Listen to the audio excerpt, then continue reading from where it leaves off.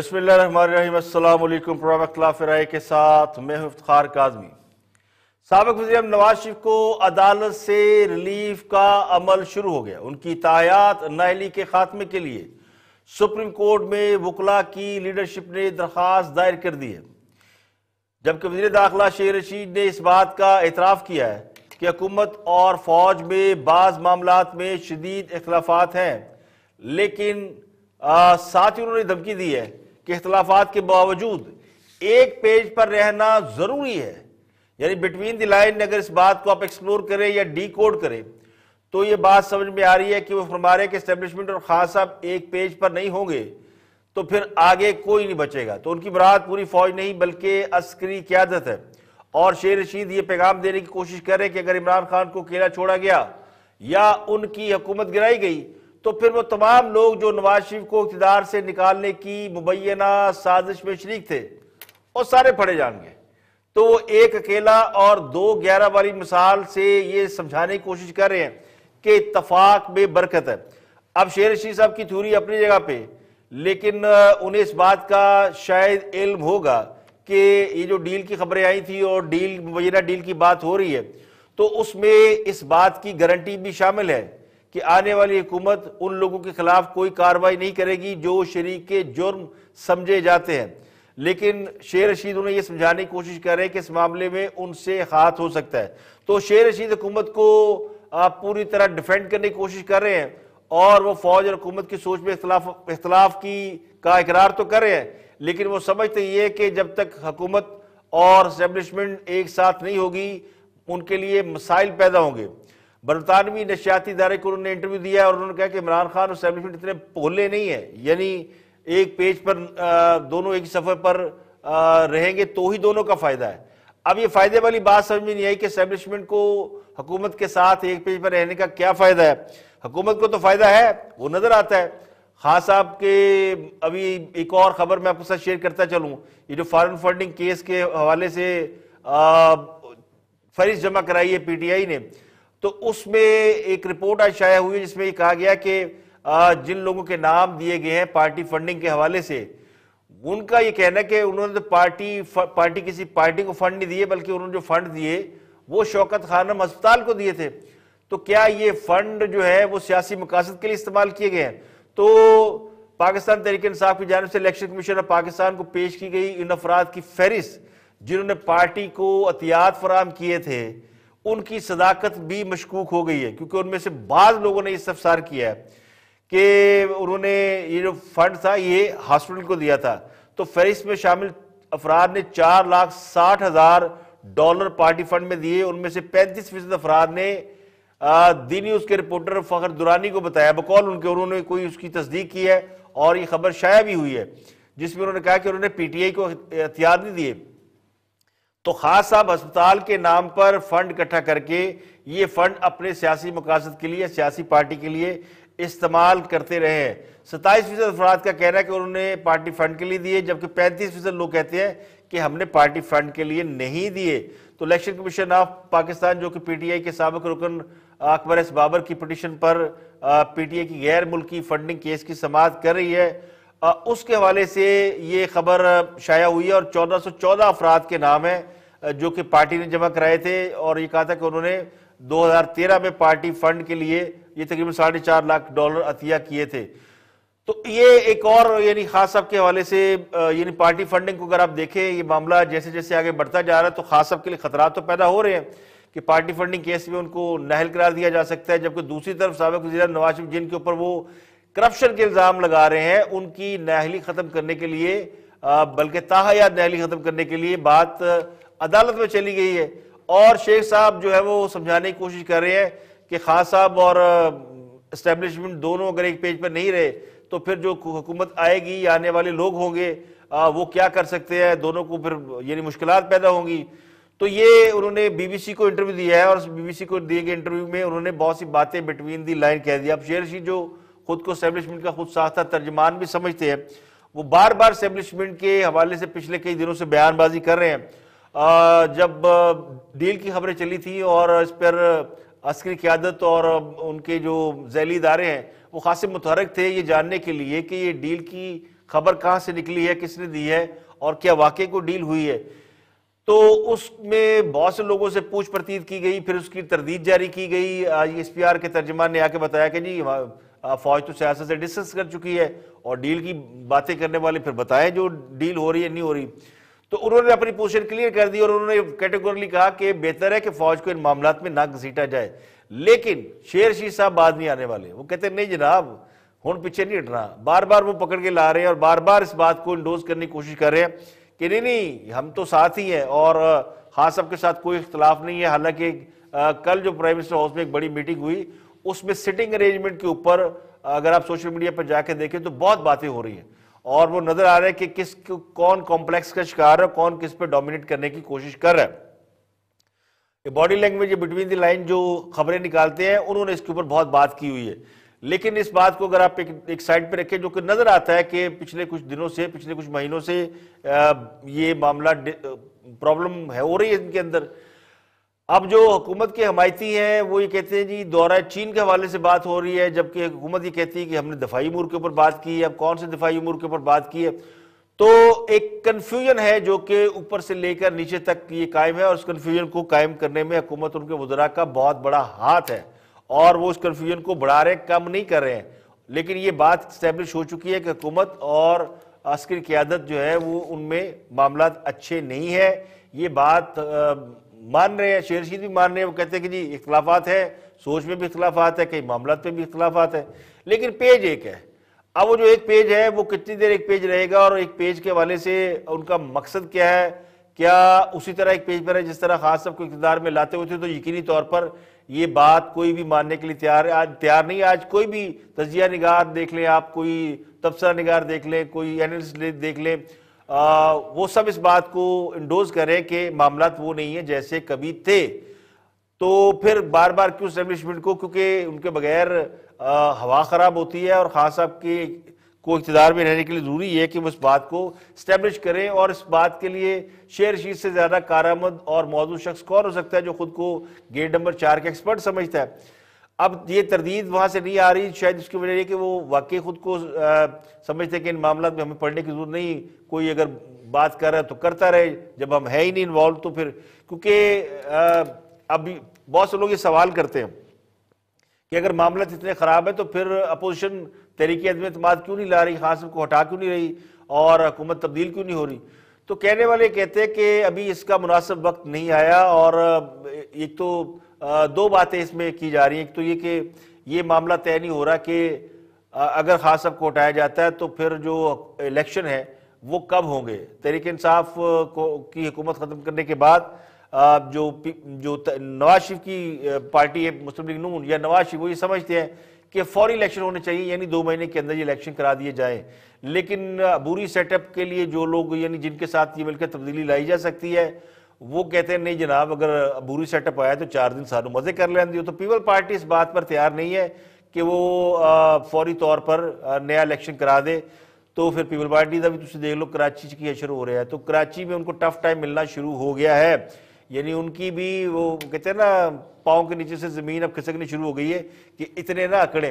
अब हटाना तो है, तो अगर पीपल पार्टी और मुस्लिम लीग नून अगर एका कर लें तो फिर खान साहब का जाना तो तकरीबन तय पा चुका है।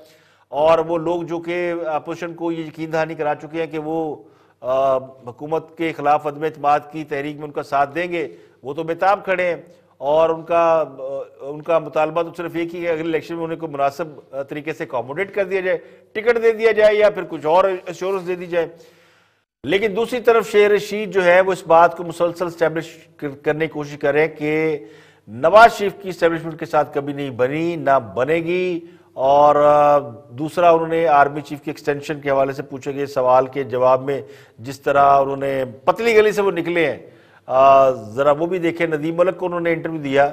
एक जो बड़ी चेंज थी आपकी हुकूमत आते भी और उसके बाद भी, आर्मी चीफ के साथ इमरान खान की कुर्बत थी, उन्होंने एक्सटेंशन भी दी उनको 3 साल की। अब थोड़ा सा लगता है कि रखनांदाजी भी लगती है, फासला लगता है। बहरहाल मुझे आप नहीं मानते लेकिन मुझे लगता है एक्सटेंशन के लिए 1 साल उनके पास अभी भी बाकी है। जो आपने अब नया लॉ बनाया 63 साल वाला, 1 साल उनके पास अभी भी बचता है। मलिक साहब, आप मुझे भोला समझते हैं? कैसे सवाल मुझसे पूछ रहे हैं? आप शेख साहब हैं, आप कैसे बोले सकते हैं? मेरा मतलब है कि अभी आप एंकर नहीं थे तो मैं सियासत में हूँ। तो सर आप तो पता नहीं कब से हैं, मैं तो जानता भी मैं नहीं। मराठों के दौर से हूँ। हाँ। सो ये सवाल 1857 की जंग आजादी के वक्त ना, बात सवाल लेफ्ट ऑफ कर दो बात सवाल लेफ्ट ऑफ कर दो। देखें, क्या नवाज शरीफ के किसी के साथ तल्लकात रहे हैं? जिसको भी उसने अपॉइंट किया उसी से लड़ाई होगी, उसी से लड़ाई होगी। काकड़ से शुरू होकर सबसे लड़ाई हुई। मैं कहता हूं मेरे सामने है सारा कुछ। चीफ की एक्सटेंशन इमरान फिर के है। मुझसे आप ऐसे सवाल कर रहे हैं जो मुझसे बड़े हैं, मुझे आप इतना सादा ना समझें। शेर रशीद ये बात स्टैब्लिश करने की कोशिश कर रहे हैं कि नवाज शरीफ के स्टैब्लिशमेंट के साथ या फौज के साथ ताल्लुकात माजी में कभी अच्छे नहीं रहे, तो आइंदा भी नहीं होंगे। और वो ये बात जो है वो यानी ये पैगाम देने की कोशिश कर रहे हैं कि जनाब अगर इमरान खान रहेगा तो वो बीवा बच्चा है, वो सारे काम कर सकता है, और अगर आप दूसरी तरफ जाएंगे तो फिर वो नवाज शरीफ है, वो तो नहीं मानेगा कोई भी गल। तो ये है वो जो सिनेरियो अगर इसको आप देखें तो उससे नजर आता है कि मामला कितने गंभीर है। ज़बरदस्ती पकड़ के, यानी अब तो दामन से लिपट गए हैं कि जाना नहीं। पहले ये था, यानी खास साहब को लोग कंधों पे बिठा के लाए थे, उन्होंने कंधों से उतार फेंका है, तो अब उनके दामन को पकड़ा हुआ है, पाइंचे को पकड़ा हुआ है कि पाइन छड़ के ना जाना वरना बड़ी फेंटी पेगी। तो शेर रशीद इस मोहलत का फायदा उठा रहे हैं और वो बार बार अपोजिशन को चैलेंज कर रहे हैं कि वो हुकूमत को हटाने में नाकाम है। उन्हें मालूम है कि इस मामले के ऊपर, अबूरी सेटअप के ऊपर या चेंज के ऊपर अभी सियासी जमातों का, मुखालिफ सियासी जमातों का इत्तफाक नहीं हो रहा, लेकिन जल्द या बदेर इत्तफाक हो जाएगा और उसके आसार और कराइन मौजूद हैं। और वो खुद भी कुछ चीज़ें ऐसी बता रहे हैं जिनसे इशारे और कनाए, यानी खुल के बात तो नहीं कर सकते, लेकिन जो वो चूँकि खान साहब को उन्होंने पूरी एश्योरेंस दी हुई है कि मैं ताड़े नाल खड़ा हुआ, तो उन्होंने उसका इजहार भी करना है। और दूसरी तरफ ये बावर कराने की कोशिश करें कि ऐसी बात में सबकी खैरियत है कि सब एक हो जाए।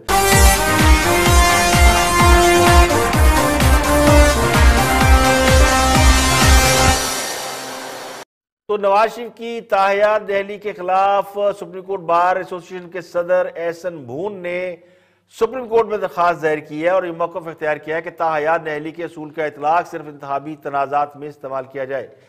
आर्टिकल 184/3 के इख्तियारात के तहत सुप्रीम कोर्ट बतौर ट्रायल कोर्ट अमूर अंजाम नहीं दे सकती। आर्टिकल 184 की शिक 3 के तहत अदालती फैसले के खिलाफ अपील का हक नहीं मिलता। तो दरखास्त में कहा गया कि अदालती फैसले के खिलाफ अपील का हक ना मिलना इंसाफ के असूलों के मनाफी है। अपील के हक के बगैर ताहयात नहली ना सिर्फ रुकने असम्बली के बुनियादी हकूक की खिलाफ वर्जी है, बल्कि मुतलका हल्का वोटर्स के बुनियादी हकूक की भी खिलाफ वर्जी है। यानी जिन्होंने उस अरकान असम्बली को या रुकने असम्बली को वोट डाला है उनके भी हकूक की खिलाफ वर्जी, उलट की कसूर है। तो दरखास्त में मजीद ये कहा गया है कि सुप्रीम कोर्ट ने अदालती फैसलों में आर्टिकल 62 के इतलाक के पैरामीटर तय कर दिए हैं। आर्टिकल 62(1)(f) के तहत जो इलेक्शन चैलेंज होगा सिर्फ उसको कालअदम किया जाएगा।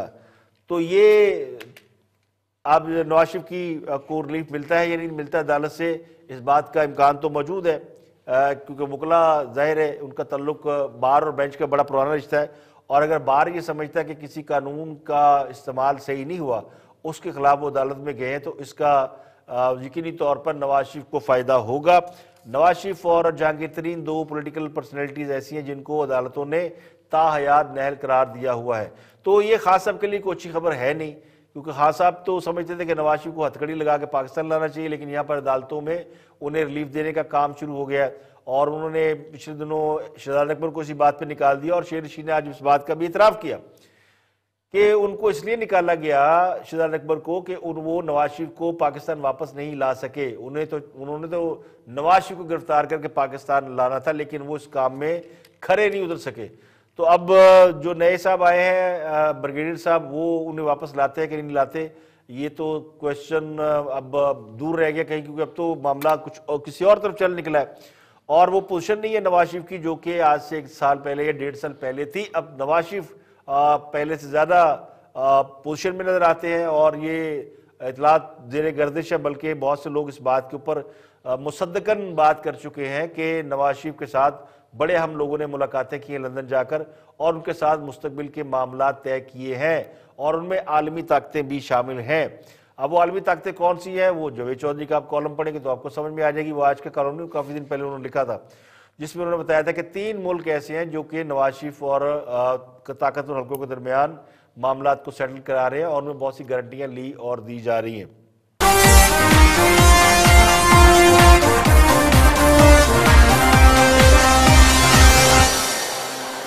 कहने वाले कहते हैं कि मुसलसल झूठ बोलते रहना भी एक बीमारी है और इस बीमारी में सच की कोई गुंजाइश नहीं होती। तिब्बी नुक्ता नज़र से कई नाम लिए जा सकते हैं, यानी इस बीमारी के बहुत से नाम हैं, लेकिन अगर बगैर नाम लिए इस बीमारी का अगर जिक्र करें या इसकी तशख़ीस करना हो, और वो लोग आजकल कर रहे हैं, वो कर रहे हैं प्राइम मिनिस्टर के बारे में और खास साहब के बारे में बहुत से लोग ये बात यकीन से कह रहे हैं कि उन्होंने इक़्तिदार में आने से पहले बहुत झूठ बोले और इक़्तिदार में आने के बाद भी उनकी आदत नहीं गई। और हालत ये हो गई है कि खास साहब ने अपने तर्जमानों को इजलास में जो गुफ्तगू फरमाई है, उसके बाद तो उनके खैर ख्वाहों को भी ये यकीन हो चुका है कि वो भी इस नागहानी बीमारी से 2-4 हो चुके हैं। मैं उनकी ज़हनी हालत में शक नहीं कर रहा, लेकिन बीमारी तो बीमारी होती है और झूठ ऐसी बीमारी है जिसमें सच नज़र नहीं आता और नहीं नज़र आता। तो खास साहब ने कहा ना कि उन्होंने इक़्तिदार में आने के आते ही करप्शन ख़त्म कर दी थी। तो खास साहब ने तर्जमानों को इजलास में खिताब करते हुए कहा है कि उन्होंने तो करप्शन 3 माह में ख़त्म कर दी थी और इसका मतलब है कि पाकिस्तान के अंदर जो करप्शन की अब बातें हो रही है, ट्रांसपेरेंसी इंटरनेशनल की जो रिपोर्ट आई है वो तो बिल्कुल बेकार सी रिपोर्ट है। तो खास साहब का ये कहना है कि उन्होंने करप्शन 3 माह में ख़त्म कर दी और उसके बाद उन्होंने कुछ और बड़े दावे किए। उन्होंने कहा कि साबका दौर में पनामा जैसे बड़े बड़े स्कैंडल आए और हमारी हुकूमत का कोई एक स्कैंडल भी नहीं आया। यानी सुबहान अल्लाह, ये जो शुगर का स्कैंडल, गंदम, आटा, बिजली, पेट्रोल, गैस, अद्वियात में अरबों रुपए की माल कमाया, पेट्रोल में अरबों रुपए डाल के वो नदीम बाबर साहब निकल गए, मालम जब्बा का, फिर हैबर बैंक, फिर BRT, इससे बड़ा स्कैंडल क्या हो सकता है। फिर उसके बाद यानी एक लिस्ट है, एक लंबी फहरिस्त है। मैं अगर पढ़ने पे आऊँ, नाम लूँ तो दर्जनों स्कैंडल है जो खास साहब के या मौजूदा दौर हुकूमत में आए हैं, लेकिन खास साहब कहते हैं कि मेरे दौर हुकूमत में कोई स्कैंडल नहीं आया और कोई इदारे बड़ा ज़बरदस्त काम कर रहे हैं। कौन सा इदारा बच गया है? मईशत तबाह है, स्टेट बैंक मोटरवे गिरवी है, PIA तबाह है, अभी तो उनको FBR ने उनके वो सील कर दिए। फिर लाखों लोग बेरोजगार किए, CPEC जिसके बारे में अब सभी पहले दबे लफ्ज़ों में बात करते थे कि वहाँ पे एक बड़े साहब मौजूद थे, अब खुले लफ्ज़ों में लोग बात कर रहे हैं कि वो भी बंद पड़ा हुआ है, ठप पड़ा हुआ है। अब खास साहब ने चीन जाना है और चूंकि चीन ने कोई 30-35 अरब डॉलर की झलक कराई है, ये कहा गया है या इस बात को समझा गया है कि अगर चाइना के साथ मामला ठीक हो जाते हैं तो वो 30-35 अरब डॉलर की फॉरेन इन्वेस्टमेंट कर देगा। और ये बात आई है नवाज शरीफ के हवाले से कि नवाज शरीफ अगर हुकूमत में आते हैं और चीन के साथ उनके ताल्लुकात अच्छे हैं तो चाइना नवाज शरीफ को वापस इक़्तिदार में देखकर ये इतनी इन्वेस्टमेंट कर सकता है। तो अब खास साहब पड़तू पे हुए कि ये इन्वेस्टमेंट हमें मिल जाए और हम ये इन्वेस्टमेंट ले आए। तो वो चूंकि CPEC बंद पड़ा हुआ है और अभी मैंने किसी का सुना, वो कह रहे थे कि चीनी सदर ने तो इनकार कर दिया। वो कहते हैं जी कि हम हॉस्पिटलिटी नहीं कर सकते, आपने आना है 100 बिस्मिल्लाह, लेकिन वो कोरोना और बीमारियों की वजह से वो किसी से मुलाकात भी नहीं कर रहे। तो दर्जनों स्कैंडल हैं और दर्जनों ऐसी चीज़ें हैं जिनको जो मौजूद है ऑन ग्राउंड। और खास सब कहते हैं नहीं, करप्शन मैंने ख़त्म कर दी थी और इस मुल्क में करप्शन जो है वो 0 लेवल पे चली गई है। ये ट्रांसपेरेंसी वाले झूठ बोलते हैं और इन्होंने जो रिपोर्ट दी है ये ट्रांसपेरेंसी इंटरनेशनल जिसके रुकन है प्रेसिडेंट जनाब सदर आरिफ अलवी साहब, ये मेंबर है और ये कोई पाकिस्तान की ट्रांसपेरेंसी इंटरनेशनल नहीं है, पाकिस्तान में ट्रांसपेरेंसी इंटरनेशनल की ब्रांच है। ये ट्रांसपेरेंसी इंटरनेशनल वो है जिसने पूरी दुनिया के ममालिक की फहरिस्त निकाली है और ये एक आलमी इदारा है और ये मरकजी इदारे की तरफ से रिपोर्ट जारी हुई है। ये मरकजी इदारा नवाज शरीफ के प्राइम मिनिस्टर हाउस में इसका दफ्तर नहीं था, जिसके बारे में कहा जा रहा है कि उन्होंने वहां दफ्तर बनाया हुआ था। तो इस रिपोर्ट को तस्लीम करने से इनकारी है। चले करप्शन का मामला कम ज्यादा हो सकती है, लेकिन हकायक से डिनाई करना और मुसलसल झूठ बोलते रहना ये वो बड़ी बीमारियां हैं। और अब खास साहब ने आज एक और बात भी कही कि इस मुल्क में सरमायाकारी नहीं आ रही। आज उन्होंने कोई कानून के नई उन्होंने जो कानूनी इस्लाहात मुतारफ कराई है, यकीनी तौर पर अच्छी इस्लाहात है उसकी, मैं कबल वक्त उस पर कोई बात नहीं करूंगा, लेकिन कानूनी इस्लाहात और कानून तो पहले भी मौजूद है, लेकिन असल मसला कानून पर अमल दरामद का है। और अशराफिया समझती है कि उनका कानून से कोई तल्लुक नहीं, कानून सिर्फ गरीबों और अपोजिशन में या मुखालफिन के लिए होता है। हुकूमत में जो लोग हैं उनके लिए कोई कानून तो मुमकिनाक होता है। आप देख लें सेनेटर फैसल वाडा साहब जो कि जिन्होंने झूठ बोला, वो MNA रहे और फिर वो वहाँ से जंप मार के सेनेटर हो गए और उनका फैसला ही अदालत नहीं दे रही, तो उनके लिए तो कानून है नहीं। और फिर फॉरेन फंड ने केस जो कि पिछले कई सालों से लटका हुआ, जिसके बारे में रोज़ कोई नया इंकशाफ हो जाता है और जिसके बारे में ये कहा जाता है कि अगर ये साबित हो जाता है, बल्कि साबित हुआ पड़ा है, तो उसके नतीजे में हुकूमत पूरी की पूरी गिर सकती है, बल्कि बैन हो सकती है। तो झूठ की बीमारियां या झूठ की हालत मुसलसल झूठ बोलते रहने से फिर इंसान को हर जो झूठ है वो सच लगने लगता है। तो खास आप अपना सच बोल रहे हैं, वो कह रहे हैं जी मैंने 100 दिन में करप्शन खत्म कर दी है। अब पता नहीं उन्होंने किसका नाम करप्शन रखा होता और क्या चीज उन्होंने खत्म कर दी थी। अवाम को तो वो नजर नहीं आ रही, ना ट्रांसपेरेंसी इंटरनेशनल रिपोर्ट में इस बात का कोई हमें मिलता है सबूत कि वो खत्म होगी। तो खास आपने सरमायाकारी के हवाले से भी कहा कि चूंकि इस मुल्क में कानून कमजोर है इसलिए सरमायाकार नहीं आते। सुभान अल्लाह, खास साहब ने खुद इस बात के जिम्मेदार हैं इस मुल्क से सरमायाकारों को भगाने में, उनका कितना बड़ा हाथ है। आपको याद होगा जब खास साहब इक़्तिदार में आए थे तो खास साहब ने आकर इस मुल्क में शोर मचाया था कि हमारी जो पूरी जो क़यादत है, पिछली क़यादत, वो सारी चोर है। तो फिर किन्ने आना सी पाकिस्तान सरमायाकारी करने के लिए, जब आपने पूरी दुनिया को बता दिया कि पाकिस्तान के अंदर कभी ईमानदार हुक्मरान आए ही नहीं, सब चोर हैं और 70 सालों से चोर है। आप अकेले ईमानदार आए हैं और आपको आए वो जुम्मा 8 दिन हुए थे और आपकी ईमानदारी अभी साबित होनी थी। तो फिर सरमायाकारी भाग गई, सरमायाकार भाग गए और फिर खुद आपने इस मुल्क में सियासी माहौल पैदा ही नहीं होने दिया, वो सियासी माहौल जो सरमायाकारी के लिए आइडियल होता है। तो असल सरमायाकारी आती है मुल्क में अच्छे पॉलिटिकल माहौल की वजह से। कानून कवानीन तो मौजूद है, कवानीन तो कई सालों से मौजूद है, 70 सालों से मौजूद है। उससे पहले जब अंग्रेज का दौर था तब भी कवानीन मौजूद थे, उन पे अमल दरामद होता था। तो मसला तो है अमल दरामद का, कानून के ऊपर अमल दरामद के आप लाख नए कानून बना लें, लेकिन जब उन पर अमल दरामद ही नहीं होना, जब उनको आपने एग्जीक्यूट ही नहीं करना, जब उसके लिए आपने डिफ्रेंशिएट करना है, तो फिर उसके लिए क्या फ़ायदा। तो ये सरमायाकारी के हवाले से भी वो झूठ बोल रहे हैं कि सरमायाकार इस वजह से आते हैं कानून। अब उन्होंने कानून बना दिए तो उनका ख्याल है कि अब सरमायाकार आ जाएंगे, सरमायाकारी बढ़ जाएगी। तो जब वो खास साहब ने आते ही ये सब कुछ कहा था तो हमने हाथ बांध के उनसे रिक्वेस्ट की थी कि खास साहब इस तरह की बातें ना करें, सरमायाकार भाग जाएगा।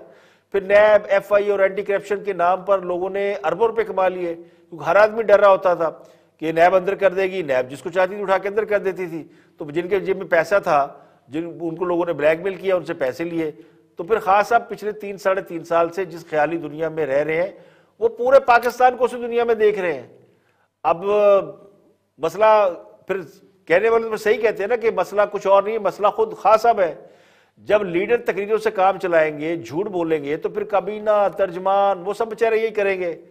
अब शहजाद अकबर ने अगर प्राइम मिनिस्टर से वादा किया था कि मैं नवाज शरीफ को हथकड़ी लगाकर वापस लाऊंगा, तो वो झूठ ही बोल रहे थे। तो फिर उनका झूठ जो है वो फिर आपको क्यों बुरा लगा है, जब आप खुद झूठ बोलते हैं। फिर नीचे वो एक रोजाना जुबानी कलामी मोटर में बनाया करते हैं, उनका नाम है मुराद सईद, उन्होंने जुबानी कलामी मीलों सड़क बना दी है, मीलों उन्होंने मोटरवेज बना दी है और किया कराया कुछ नहीं है। तो शहजाद अकबर का क्या कसूर था, वो भी वही काम कर रहे थे जो उनकी क़यादत कर रही थी। ये दुरुस्त है, हुकूमत को पिछले 3.5 साल में जो सबसे ज्यादा मौशियत के बाद मार पड़ी है वो एहतसाब में पड़ी है। और अब हुकूमत का वक्त तकरीबन, वो कहते हैं ना, वक्त हो गया, अब तो टाइम आ गया, party will be over soon. लेकिन कोई सियासी करप्शन नहीं आप पकड़ सके, मौशियत आप ठीक नहीं कर सके, झूठ में झूठ बोलते जा रहे हैं। ऐसे तो पाकिस्तान का नाम ट्रांसपेरेंसी इंटरनेशनल के इंडेक्स में 117 से 140वें नंबर पर नहीं आया, वजह तो है ना। तो हुकूमत को मुसलसल 3.5 साल की नाकामियों के बाद ये 3.5 साल की मुसलसल नाकामियों के बाद ये मान लेना चाहिए। वो कहते हैं ना कि नाच ना जाने आंगन टेढ़ा, तो आंगन टेढ़ा नहीं है भैया, आपको नाचना नहीं आता। इमरान खान ख्यालात की दुनिया के बल्लेबाज हैं, ये फिक्रा मेरा नहीं है, जावेद चौधरी का फिक्रा है। जावेद चौधरी कहते हैं कि वो ख्यालात की दुनिया के बल्लेबाज हैं और ये ज़मीनी हकायक और मैनेजमेंट से नाबल्द है। वो लीडर जो आज तक अपने पुराने दोस्तों, पार्टी के पुराने वर्करों को एक जगह इकट्ठा नहीं रख सका, अपनी जाती मोशन नहीं चला सका, जिसके पास टैक्स में 2 लाख रुपए से 98 लाख रुपए देने का, यानी टैक्स कैसे बढ़ गया, आमदनी कैसे बढ़ी, उसका कोई जवाब नहीं है। जो तोशाखाने से तोहाइफ लिए उनको कैसे कहाँ खर्च किया, वो कहाँ बेचे, उनका कोई जवाब नहीं है। वो लीडर जो पूरे मुल्क को महंगाई, बेरोजगारी, कसाद बाजारी और अफरा तफरी में धकेल कर भी बड़े आराम से कह देता कि मैं क्या कर सकता हूँ, और फिर वो कहते हैं जी ये सब कुछ मुझे विरसे में मिला है और मैं कुछ नहीं कर सकता। तो जो कुछ नहीं कर सकते फिर उन्हें चाहिए कि वो जाके आराम करें। तो ये बड़ी मादत के साथ इस बात का अफसोस होता है कि मुल्क का प्राइम मिनिस्टर जो है जब आवाम से झूठ बोलता है, और किसी एक मामले पे नहीं, कश्मीर पे झूठ बोला गया, अब आपको याद है सीपैक पे झूठ बोला गया, तो हर मामले में झूठ बोल के और अपोजिशन की क़यादत के हवाले से, यानी नवाज शरीफ को आज से 3-4 साल पहले अगर सारे अवाम नहीं तो कुछ ना कुछ लोग जरूर ये समझते थे कि यार मालदार आदमी कहीं ना कहीं से तो माल बनाया होगा। आज तो ज्यादातर लोगों का इस बात पे यकीन हो गया कि नवाज शरीफ बेकसूर है और ये सारा झूठ बोला गया है। और वो ये बात अब ऑन रिकॉर्ड है कि अब केपीके में भी इलेक्शन हो रहा है, बल्दियाती इलेक्शन, तो खास सबको टिकटों को उम्मीदवार नहीं मिल रहे, वहाँ लोग पीटीआई के टिकट में भी इलेक्शन लड़ने के लिए तैयार नहीं है, और वो कहते हैं आज़ाद इलेक्शन लड़ेंगे, जीत गए तो बाद में देखेंगे किधर जाना है, लेकिन अभी तो हम आपके साथ नहीं जा रहे, और नून लीग का टिकट मांग रहे हैं। यानी जहाँ पे खुद खास सब की अपनी हुकूमत है और जहाँ नून लीग एग्जिस्ट नहीं करती वहाँ भी नून लीग के टिकट की डिमांड है। स्वागत ये कि खास साहब नाराज है मीडिया से, वो कहते हैं मीडिया हमें हमारी कारकर्दगी हाईलाइट नहीं करता, तो मीडिया जो आप करते हैं वो तो हाईलाइट करता रहा, अगर आप झूठ बोलेंगे तो झूठ हाईलाइट करेगा, सच बोलेंगे तो सच हाईलाइट करेगा। जितनी बातें खास साहब करते हैं क्या मीडिया उनको एडिट करके पेश करता है? खास साहब की हर तकरीर लाइव होती है, हर वजीर की तकरीर लाइव होती है, हर मुशीर की तकरीर लाइव होती है, टॉक शो में जितने इंटरव्यूज होते हैं वो बगैर एडिट के दिए जाते हैं, यानी ऑनर कर दिए जाते हैं, तो मीडिया और क्या करे। लेकिन इसके बावजूद खास साहब ने मीडिया के हवाले से जो कुछ कहा उस पर मीडिया मैन क्या कहते हैं, जरा उनकी राय भी सुन लें।